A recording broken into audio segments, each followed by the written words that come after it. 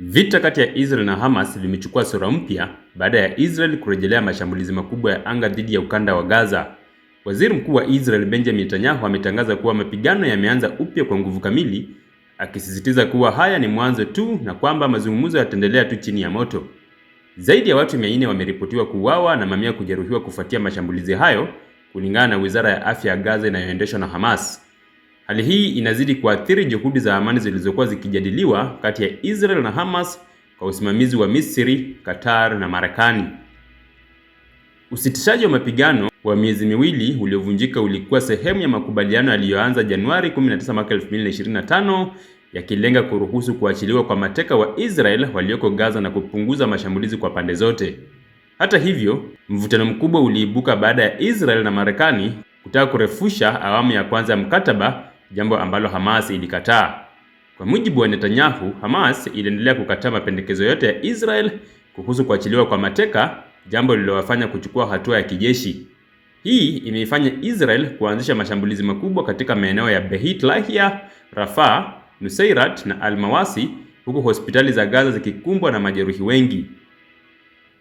Netanyahu ameweka wazi malengo matatu makuu ya mashambulizi haya, ikiwa ni pamoja na kuwarejesha mateka wote wa Israel walioko mikononi mwa Hamas, kuharibu kabisa miundombinu ya Hamas na kuiondoa madarakani, bila kusahau kuhakikisha Hamas haitakuwa tena tishio kwa usalama wa Israel. Katika mashambulizi ya hivi karibuni, ripoti zinaonyesha kuwa baadhi ya viongozi wakuu wa Hamas, akiwemo Meja Jenerali Mahmoud Abu Atfa ambaye alikuwa naibu waziri wa mambo ya ndani wa Gaza, wameuawa. Hata hivyo, gharama kwa raia wa kawaida wa Gaza imekuwa kubwa. Mohamed Zakut, mkurugenzi wa hospitali za Gaza, amesema kuwa idadi kubwa ya majeruhi inazidi uwezo wa hospitali na madaktari wamekuwa wakifanya kazi usiku kucha kushughulikia majeruhi. Hatua ya Israel imelaaniwa vikali na Misri, ambayo imekuwa mpatanishi muhimu katika mazungumzo ya kusitisha vita. Tamim Halaf, msemaji wa Wizara ya Mambo ya Nje ya Misri, amesema kuwa mashambulizi haya ni ukiukwaji mkubwa wa makubaliano ya usitishaji mapigano na yanaweza kusababisha mzozo mkubwa zaidi wa kikanda.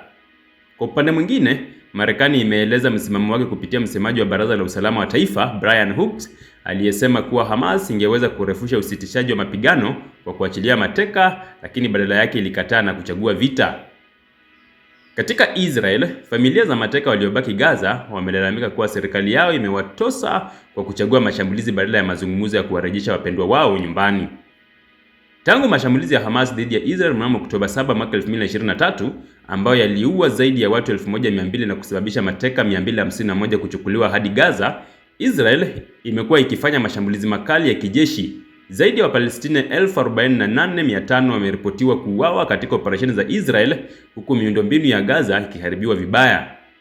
Kuongezeka kwa mashambulizi kunazua wasiwasi kuwa huenda juhudi za kidiplomasia zikashindikana na badala yake pande zote zikazama katika mzozo wa muda mrefu. Ikiwa hakuna mpango mpya wa mazungumzo, hali ya Gaza itaendelea kuzorota huku idadi ya vifo ikizidi kuongezeka.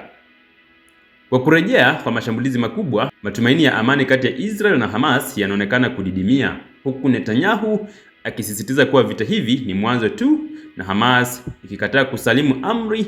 Mustakabali wa eneo hilo unabaki katika hali ya sintofahamu. Swali kuu linabaki, je, suluhisho la kidiplomasia bado linawezekana au huu ni mwanzo wa awamu mpya ya vita vya muda mrefu?